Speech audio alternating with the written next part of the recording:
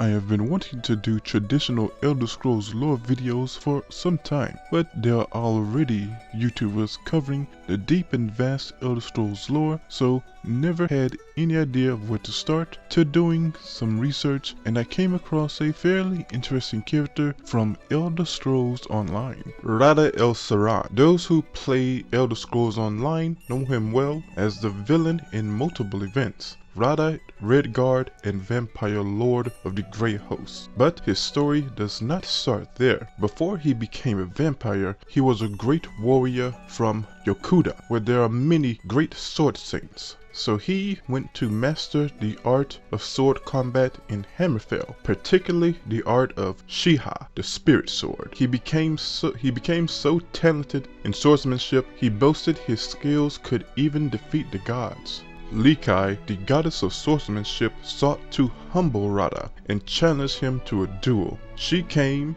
in the form of a warrior and said to be wielding a blade made from the hardest rock, and she fought Rada for 3 days and nights until Rada, getting annoyed, put all of his might into a single attack, striking the weak point of Likai's blade, causing it to break in two and creating a sandstorm. What happens shortly after is not known, but it's kinda cool that before even becoming a big figure in Elder Scrolls universe, he already had skills to match that of a god that specialized in swordsmanship. Rada Al-Saran would return in the first era, becoming a member of Grey Host, an army made up of undead, including vampires, as well as beasts and type of shadow entities. They were once a very powerful organization, and while there was no official account of what happened to them, we know that Bankurai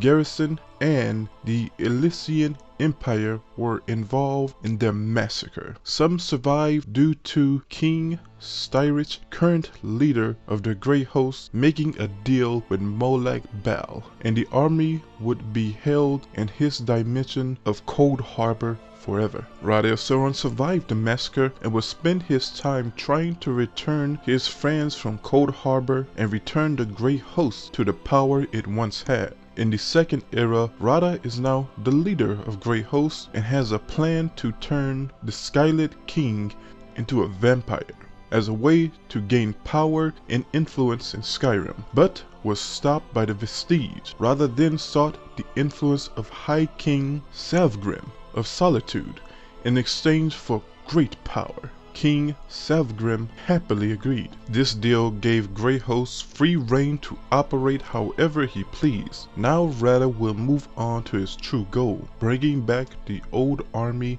and the former Grey Host, who now works for Molag Bal. He did this by assisting the aid of the Ice Reach Cavern, a group of powerful witches, to create a Hero Storm, a powerful dimensional rift which he used to bring back some of his old allies, along with the Grey Host ashes, restoring their physical bodies. However, he would fail to bring them all back once again via the influence of the Vestige and others such as Finneran, an Ultimate Vampire, and the High King's own daughter who killed him. However, Rada's true goal would soon be known: obtaining the Dark Heart. The Dark Heart resides in the Reach. Rada and the Grey Host annihilated any clan that got in their way. They would soon encounter Lady Belin, who made a pact with Rada long ago, and she decided to join Rada in efforts to restore her clan, the Night Hollows. She convinced the other remaining clans to hide in Markarth, but it was a trap, and they were to be sacrificed to the Dark Heart. Once her actions became known to House Ravenwatch, the noble family led an assault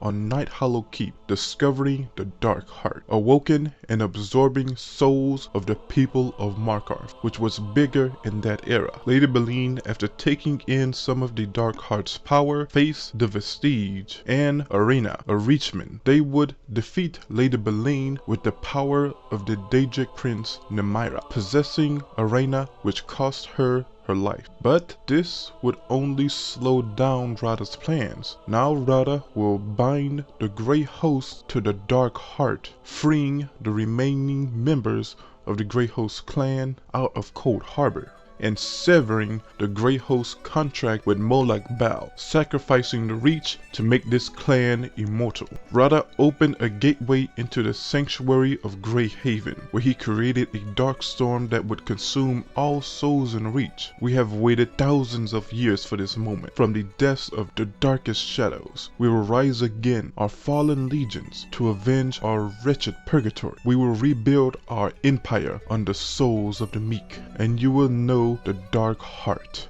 of Skyrim. Count Vernidus Ravenwatch, wizard, former member of Grey Host, who left after becoming disenfranchised with Rada's actions, he goes to Fenrian and Lyris Titanborn, Nord and part giant, to enter the Grey Haven and tries to stop Rada, but the dark heart has awoken under Rada's control. Vernidus begs him to stop the souls of the people of Markarth from being absorbed. Brothers and sisters, we are on the cusp of victory. When the dark storm blows through the void, everything we lost will be returned, even your lives. Go without fear, claim victory. Success will bring salvation. Rada seems unstoppable, yet still tries to convince Vernidus to join him, but he declines. He eventually gets knocked out. Then Lyris Titanborn fights Rada, who now wields the same blade that split